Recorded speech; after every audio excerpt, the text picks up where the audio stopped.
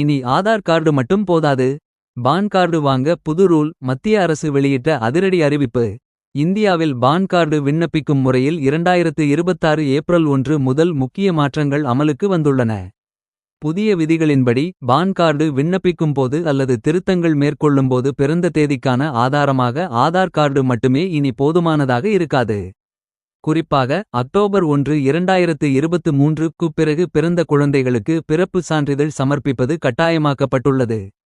இந்நிலையில் மற்ற விண்ணப்பதாரர்கள் பிறந்த தேதியை உறுதிப்படுத்த பிறப்புச் சான்றிதழ், 10ஆம் வகுப்பு மதிப்பெண் சான்றிதழ், பாஸ்போர்ட், வாக்காளர் அடையாள அட்டை அல்லது ஓட்டுநர் உரிமம் போன்ற அங்கீகரிக்கப்பட்ட ஆவணங்களில் ஏதேனும் ஒன்றை கூடுதல் ஆதாரமாகச் சமர்ப்பிக்க வேண்டும். இந்த மாற்றத்தின் ஒரு பகுதியாக பழைய விண்ணப்ப படிவங்களுக்கு பதிலாக படிவம் 93 போன்ற புதிய படிவங்கள் அறிமுகப்படுத்தப்பட்டுள்ளன.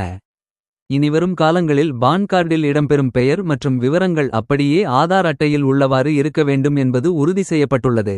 மேலும் ஆதார் என்பது ஒரு அடையாளச் சான்று மட்டுமே தவிர அது பிறந்த தேதிக்கான முழுமையான ஆவணம் அல்ல என்று வருமான வரித்துறை தெளிவுபடுத்தியுள்ளது.